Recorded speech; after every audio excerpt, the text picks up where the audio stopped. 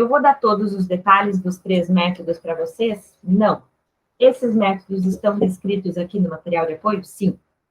Então, vocês podem olhar, ler, fazer tudo que vocês quiserem com o material de apoio, está lá disponível já na área de membros de vocês.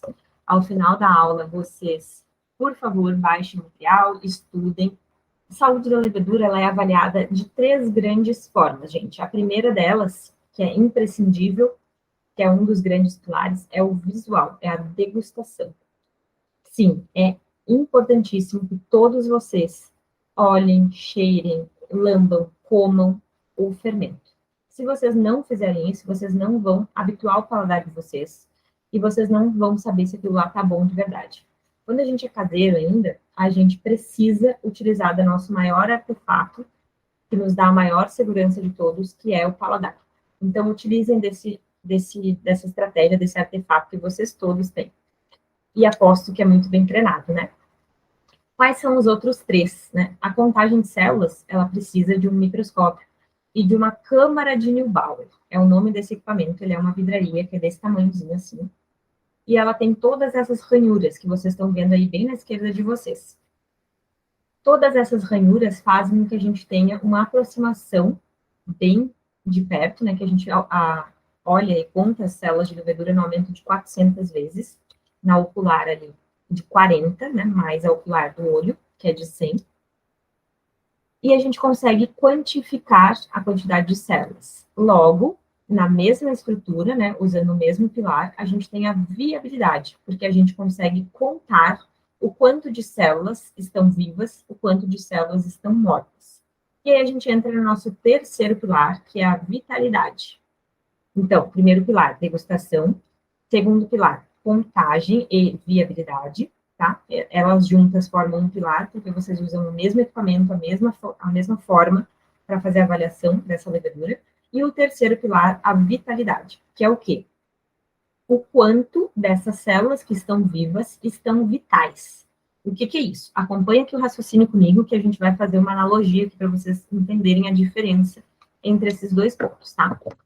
Sabe aquele domingo que vocês estão na praça da cidade de vocês, lá tomando um chimarrão? Na minha é chimarrão, né? Não sei na de vocês. Tererê, suco, cerveja, enfim, não importa. Vocês vão até a praça e vocês fazem uma visão geral do que está acontecendo na praça, né? Naquela praça tem o quê? Tem criança gritando, tem uma velhinha, um velhinho, um senhorzinho sentado na grama, sentado no banquinho, bem quietinho. Tem mulheres e homens de meia idade, na casa dos 60 anos. Tem mulheres e homens na casa dos 40 anos. Nós temos jovens entre 20 e 30 anos, né? Então, o que a gente tem aqui? Uma segregação.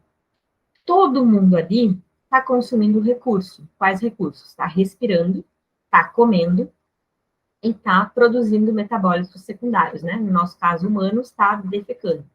Mas no caso das leveduras, está produzindo alguns metabólitos. Alguns metabólitos são piores que outros, produzidos por células que já estão mais envelhecidas. Outros são produzidos por células jovens. E a gente tem aquela única fase que vai dos 20 até os 45, 50 anos de fase reprodutiva. Essa fase reprodutiva é avaliada pela vitalidade, que é o quão viva, o quão saudável, o quão ativa estão as nossas células de levedura. E o correto, gente, tem um teste, que é um teste extremamente minucioso, feito com espectrofotômetro, para avaliar esse pilar. Mas a gente tem um teste base, que é um teste não oficial, né? Não é um método que está descrito na EBC, não é um método internacional de avaliação de cerveja, mas é um método que funciona muito bem. Mas como que ele funciona? Vocês devem, acompanhem aqui, cola em mim e acompanhem. Vocês devem ter sempre um comparativo. Não é possível fazer a avaliação de uma vitalidade somente do fermento em questão. Vocês têm que ter um fermento velho, um fermento rançoso, um fermento contaminado, um fermento ácido, um fermento acidificado, que vocês colocaram vinagre, que vocês colocaram limão, que vocês colocaram alguma coisa que deixou aquele fermento abalado. E assim vocês conseguem fazer o comparativo. Como é que vocês fazem isso? Com o iodo.